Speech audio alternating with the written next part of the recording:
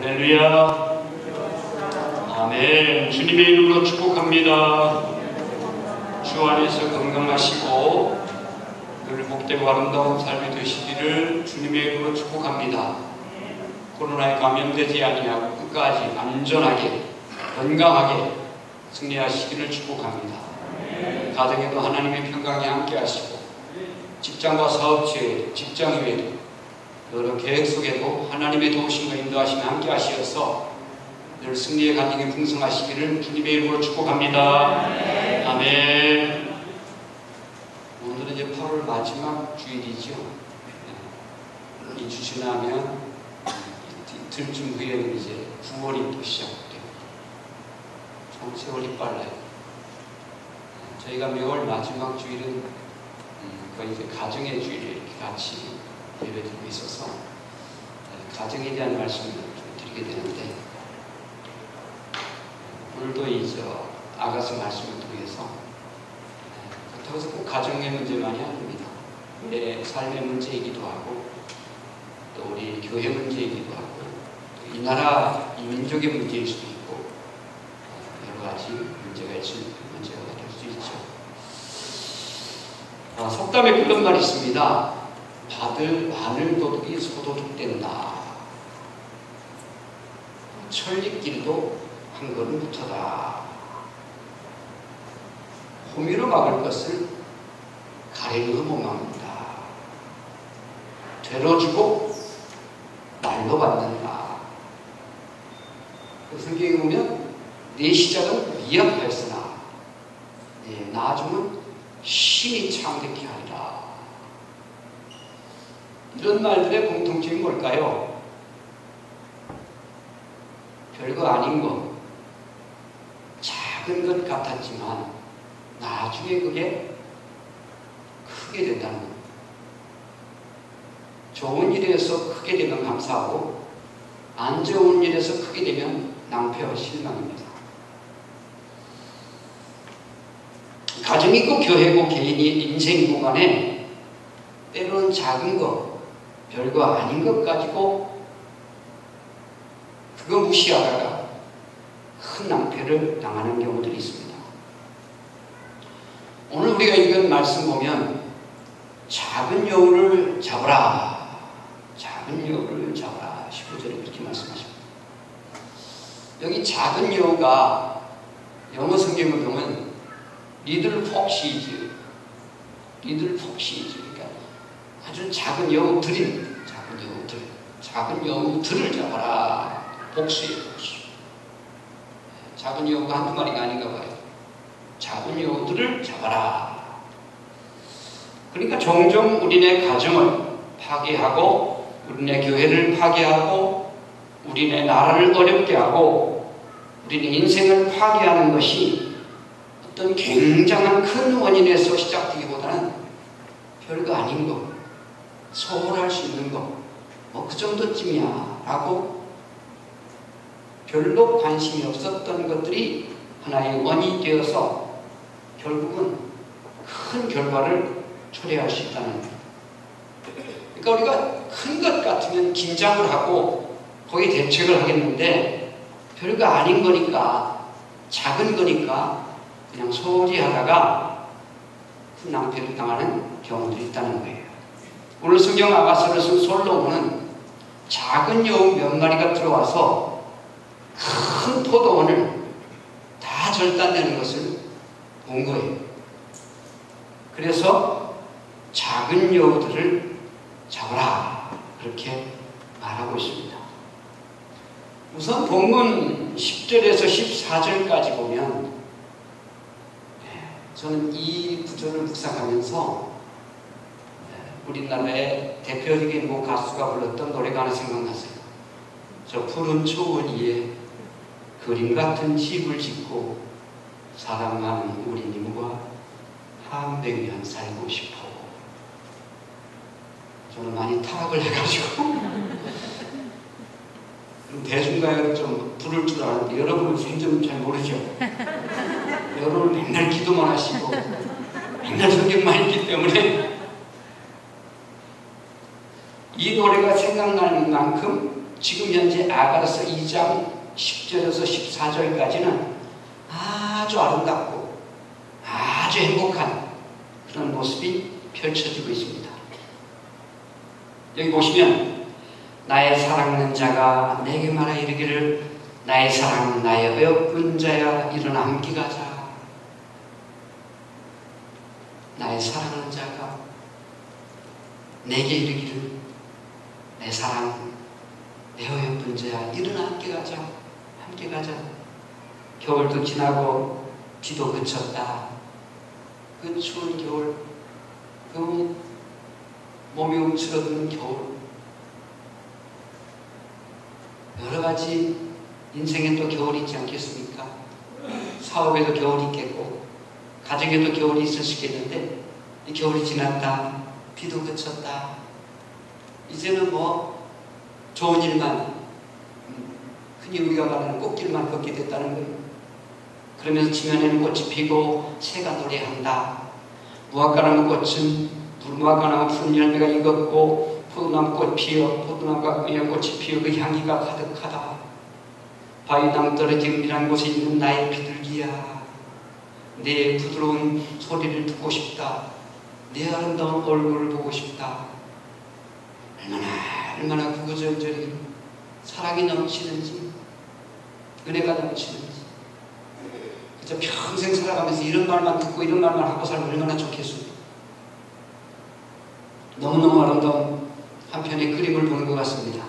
그리고 나서 15절에서 우리를 위하여 작은 여우를 잡으라 그렇게 말하고 있다는 말이에요.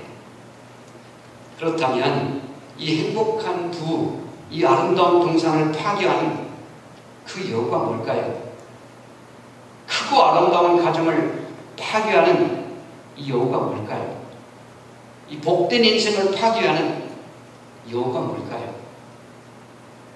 크고 아름다운 이 포도원을 파괴하는 그 여우들이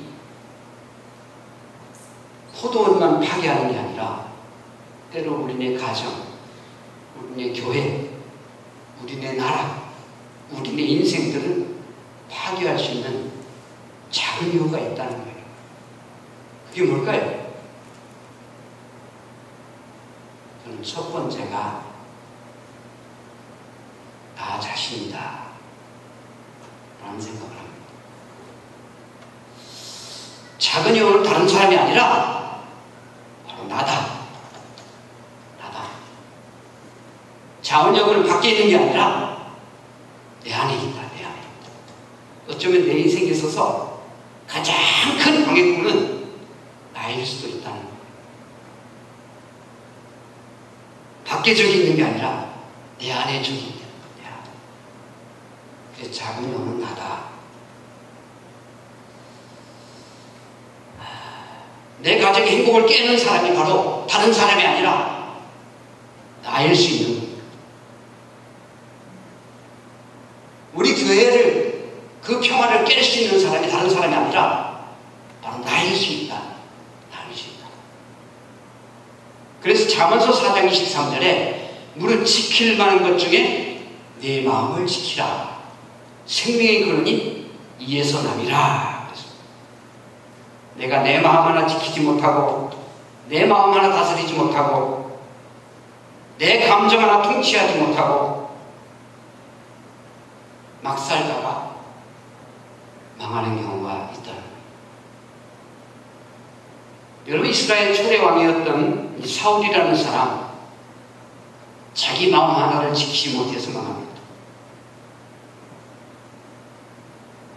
너무너무 괜찮은 사람이어서, 훌륭한 사람이어서 자기 임기 잘 끝내고 자기 후임자로 삼아도 괜찮은 이 다윗이라는 사람, 그 멋쟁이를 시기 질투해가지고 거기서부터 이 사울이 완전히 인간성이 파괴됩니다. 자기 인생이 파괴됩니다. 한 나라의 왕으로서의 그 왕권을 가지고 나라를 잘 다스려야 할 이 사람이 그 권력을 가지고 사람을 죽이는 데로 쫓아다니는 거예요.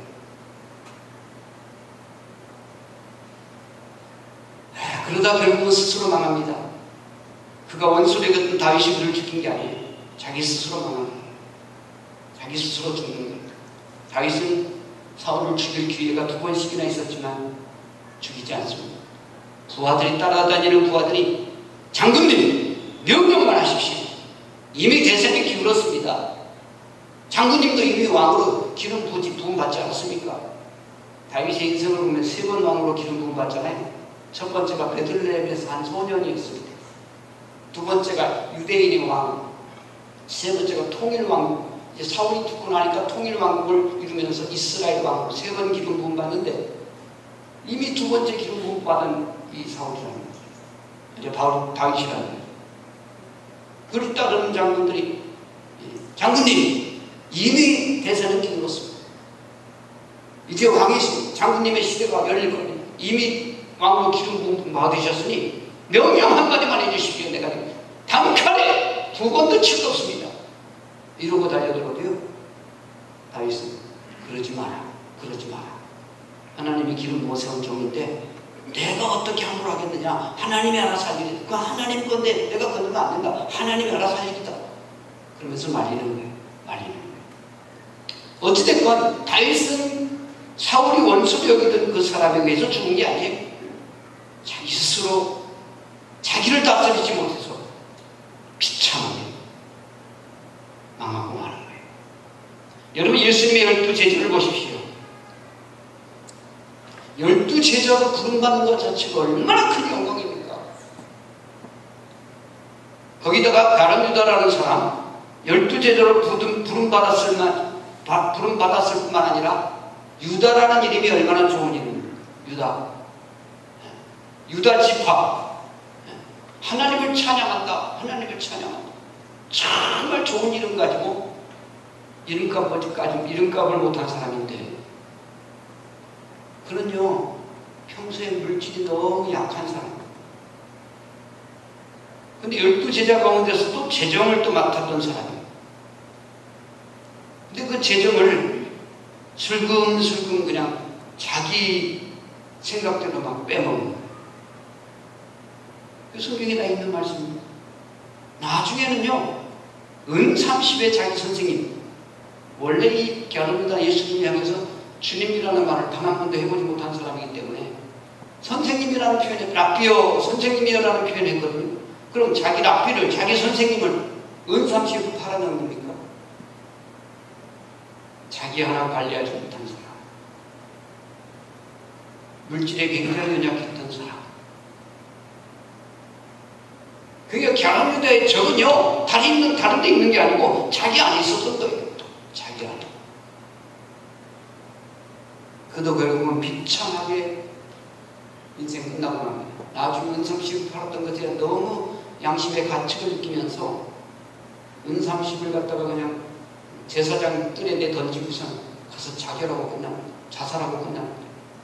얼마나 불쌍한 사람입니까? 오늘날도 수많은 사람들이 자기의 감정을 이기지 못하고 자기를 다스리지 못하고 자기를 관리하지 못하고 자기 스스로의 건강도 파괴하고 자기 인생을 파괴하는 사람들이 얼마나 많은지 모릅니다. 이름만 대면 나이 드신 분들은 아실만한 분입니다. 이분은 많은 사람들에게 즐거운 웃음을 주었던 사람입니다. 나중에 이분은 국회의원에 출마해서 대한민국 국회의원이 됐던 사람이에요. 의정활동을 하면서 정치판에 들어가 보니까 너무너무 웃긴다고. 이거 대한민국 정치판이 코미디보다 더 웃긴다고 그런 말을 했던 사람이에요.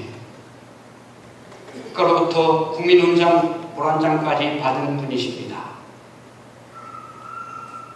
그런데 그분이 자기 관리에 실패했습니다. 담배라는 작은 여우를 잡지 못해서 그 폐암으로 나중에는 비참하게 투병생활 하다가 세상을 떠나고 말았습니다. 그 사람이 누구일까요? 1주일, 2주일, 3주일, 4주일, 2주일. 우리 동영상 준비됐나요? 2001년 사람들이 다시 이주일의 소식을 접한 건 다름 아닌 그의 폐암 말기 투병 소식. 대중들은 이주일의 투병 소식에 충격을 금치 못했다. 하지만 그는 힘든 폐암 투병 생활 속에서도 국민들에게 금연을 호소하며 사람들을 놀라게 했는데, 그러고 털고 그냥 끊어버리지. 그럼 나같이 고통을 안 당할 텐데.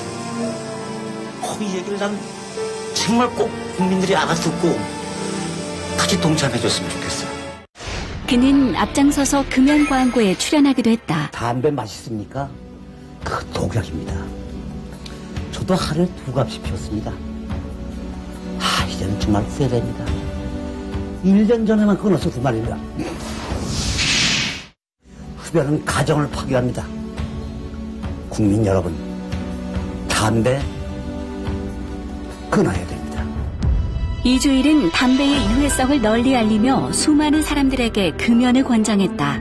폐암으로 투병 생활을 해오는 코미디언 이주일 씨가 오늘 생을 마감했습니다. 결국 2002년 8월 27일 이주일은 폐암으로 생을 마감하게 된다.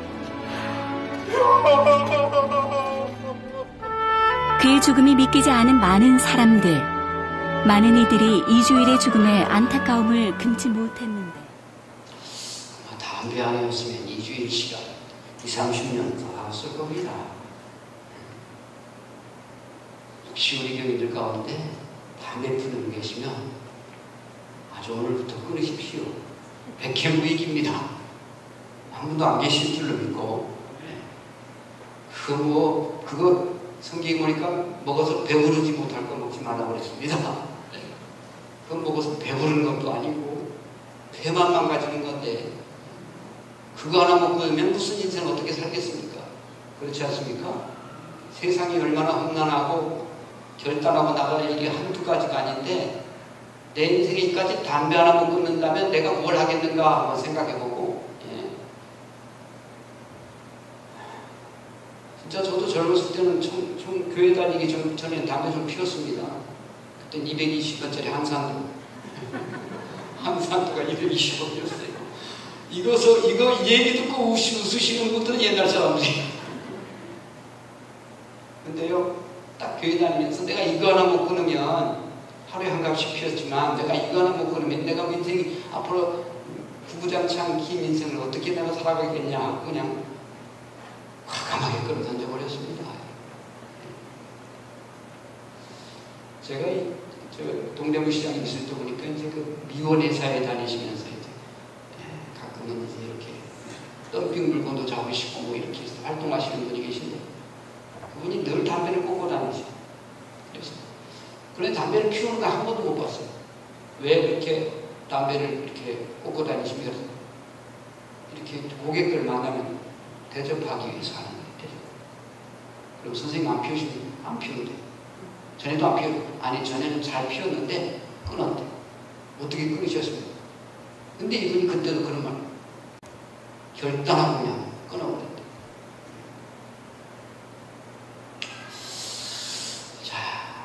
여러분 안에 있는 여우는 어떤 것입니까? 작은 여우는 어떤 것입니까? 내 인생을 망치고 내 가정을 파괴하고 나를 비참하게 만들려고 하는 이 작은 여우는 어떤 것입니까? 근데 그것보다 더 중요한 것은, 그렇다면 내가 이 작은 여우를 어떻게 잡을 수 있을까? 이거 잡아야 되잖아요. 작은 여우를 잡아야 되잖아요. 어느 날 인도의 그 유명한 시인 타고르라는 그 사람에게 제자들이 묻습니다. 선생님, 어떤 사람이 인생의 승리자입니까? 가만히 생각하고 계신 선생님께서 자기를 이기는 사람이 인생의 승리자이니라. 제자들이 또 묻습니다. 그러면 어떻게 자신을 이길 수 있습니까? 이 타고르가 잠시 또 생각하더니 5가지로 자기를 이기는 비결을 얘기했다는 거예요. 첫째가 오늘을 어떻게 살았는가. 두 번째가 오늘 어디 갔었는가? 세 번째가 오늘 누구를 만났는가? 네 번째가 오늘 내가 무엇을 하면서 시간을 보냈는가? 다섯 번째가 오늘 내가 무엇을 잃어버렸을까? 이 다섯 가지 질문을 자기에게 계속하면 자기를 이기는 사람이 된다는 거예요. 그런데 여러분, 우리는 뭐 타고를 가는 얘기보다도 중요한 것은 하나님이 우리를 향해서 뭐라고 말씀하십니까? 성경에서는 우리 안에 있는 여우를 잡기 위해서, 우리 인생의 승리자가 되기 위해서 어떻게 말씀하시는가?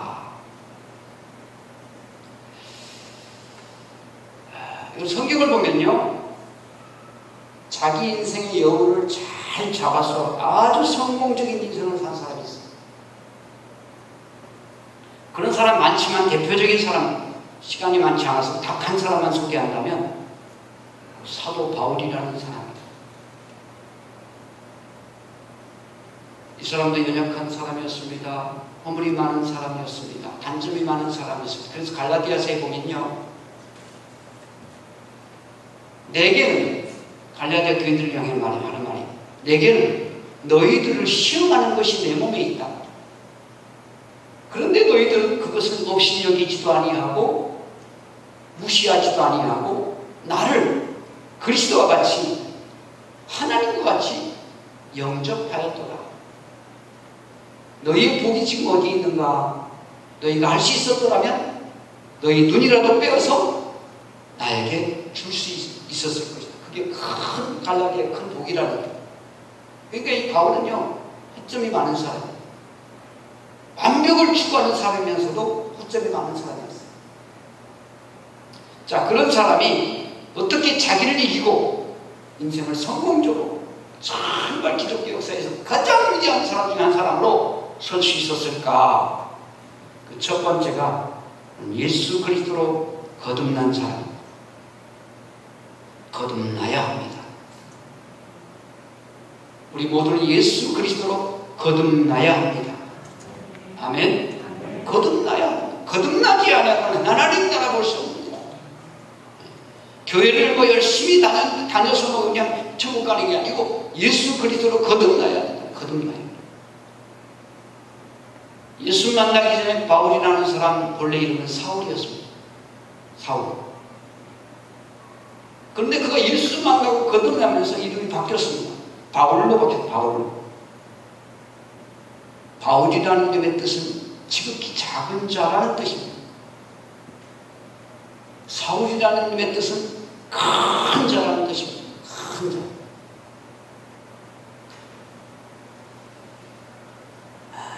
그런데 그가 예수 믿고 나서 이름만 바뀐 것이 아니고 그의 삶의 목적이 바뀌어버렸습니다.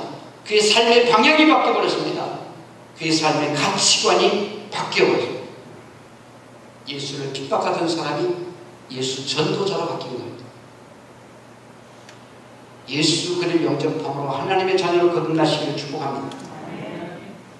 두 번째 이 사람은요, 성령의 인도하심과 다스림을 받는 사람, 성령의 통치를 받는 사람이었습니다. 성령의 이끌림 따라 움직이는 사람이었어요. 자기가 아시아에 가서 복음 전하고 싶어하는 마음이 간절하지만 성령께서 그 길을 막을 때에 유럽으로, 성령의 인도하심을 따라 유럽으로 갈 길을, 마게도니아 쪽으로 갈 길을 옮겼던 사람이에요. 철저하게 성령의 통치를 받는 사람. 그래서 이 사람은 자기를 이기는 사람이 된 거예요. 성령은 자기보다 훨씬 똑똑하거든요. 훨씬 위대하거든요. 훨씬 나보다 더 귀하신 분이 성령님이시거든요. 우리 모두 성령의 통치를 받는 하나님의 사람을 되시기를 축복합니다. 세 번째 이 사람은요, 항상 자기 정체성이 분명한 사람이죠. 바울은 13권의 성경을 쓰면서 성경 초두에 항상 하나님의 은혜로 말미암아 그리스도의 예수의 종됐다 바울은 이렇게 시작합니다. 하나님의 은혜로 예수 그리스도의 그리스도의 종이다. 이게 자기의 정체성입니다. 어디를 가든지 무엇을 하든지 내가 하나님의 종이다. 내가 그리스도의 종이다. 이 아이덴티티가, 이 정체성이 분명한 사람이었습니다. 심지어는 죽음마저도 초월하는 그런 정체성을 가지고 있었어요. 내가 살아도 주를 위해 살고 죽어도 주를 위해 죽나, 사나 죽으나 주님의 것이로다. 이런 고백을 나오게 하는 거예요. 이 정도 자기의 정체성이 분명한 사람은요, 얼마든지 원수 마귀를 이기고 이 악한 영, 나를 파괴하려는 이 작은 영을 잡아 승리할 줄로 믿습니다. 사랑하는 여러분, 내 안에 있는 작은 영, 나라고 하는 이 작은 영 잘 잡아서 가정도 교회도 나라도 우리 자신도 행복하고 건강하고 아름다운 인생 되시기를 축복합니다. 두 번째, 이 행복한 포도원을 헐고 깨는, 파괴하는 작은 여우가 누구인가? 원수마귀. 이 원수마귀라는 놈은요, 에덴 동산, 하나님이 창조하신 최고의 아름다운 동산, 이 에덴 동산이라는 포도원까지 들어가서 그 부부의 행복을 파괴하고 하나님과의 관계를 파괴하고 부부의 관계를 파괴하고 그리고 인류에게 큰 아픔을 안겨준 거예요. 이 마귀란 놈은요, 예수님 초기사역 때에 예수님 앞에 나타나서 예수님을 시험까지 했던 그런 아주 고약한 놈입니다. 감히 어디 예수님을 시험합니까? 이 마귀나 되니까 예수님 시험하는 거죠. 여러분, 마귀란 놈의 존재 목적은요, 하나님의 형상을 파괴하고 하나님의 형상대로 지음받은 인생들을 망가뜨리고 파괴하는 것이 그 목적입니다. 마귀의 존재 목적은요, 하나님의 은혜에 있는 가정을 파괴하고 망가뜨리는 것입니다. 마귀의 존재 목적은요, 하나님의 일을 방해하고 하나님 나라가 이 땅에 이루어지지 않도록 온갖 수술을 쓰는 겁니다. 때로는요, 광명한 천사로까지 가정한다고 했어요. 겉으로 보기 천사요, 겉으로 보기 그렇게 좋을 수가 없어요. 광명한 천사로 가정한 겁니다. 그래서 예수님께서는 이 원수를 도적이라고 표현하기도 합니다. 요한복음 10장 10절에 도적이 오는 것은 도적질하고 죽이고 멸망시키는 것이라 원수 마귀를 말하는 거죠. 또 예수님의 수제자 베드로전 5장 8절에서 근신하라 깨어라 너희 대적 마귀가 우는 사자같이 두루다니며 삼킬 자를 찾고 있다. 근신하라는 겁니다. 깨어있으려는 겁니다. 왜요? 원수 마귀는 시도 때도 없이 두루다니며 삼킬 자를 찾고 있기 때문이라는 거예요. 사도 바울은 에베소 6장 11절 이렇게 말합니다. 마귀의 관계를 능히 대적하기 위해 하나님의 전신갑주를 입으라. 그러면서 항상 성령에서 깨어 기도하기를 힘쓰라. 그랬습니다.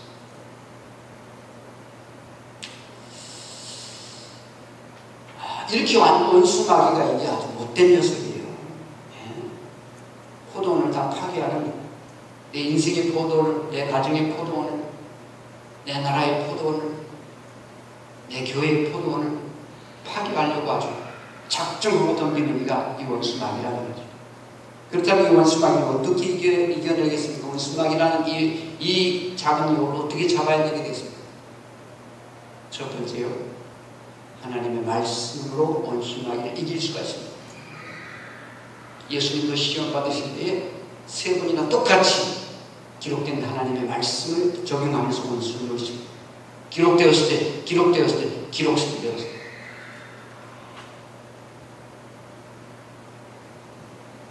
원수마귀는요, 늘 거짓말을 잘해요. 거짓말 잘해요. 참 거짓말 잘해요. 진실이자고는 없어요. 그런 사람들은 그 거짓말에 속아요. 거짓말에 속아요. 그래서 거짓이 아니라, 성경은 원수막이라고 거짓이 아니라 그래서 거짓이 아니라.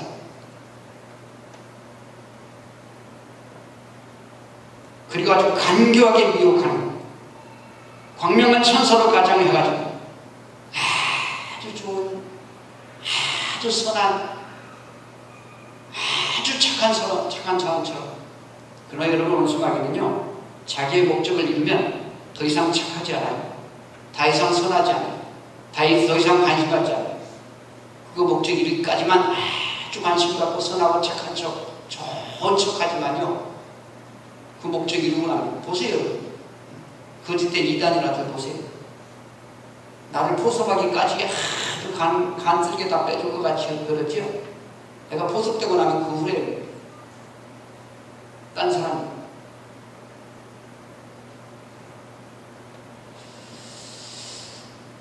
이 같은 사탄이를 이기시는 무기가 뭡니까? 진리입니다. 진리. 진리의 말씀. 진리 앞에서는 거짓도 괴율도 간교함도 이길 수가 없습니다. 설 자리가 없는 것입니다. 참 진리는 하나님이십니다. 아멘? 참 진리는 하나님이십니다. 하나님은 거짓을 모르시는 하나님. 네. 하나님은 그 어디에도 거짓말하라고 말씀하지 않았어요. 요한계시록을 잘 보세요. 나중에 지옥 가는 사람은 거짓말하는 자들과 거짓말하는 자들이죠.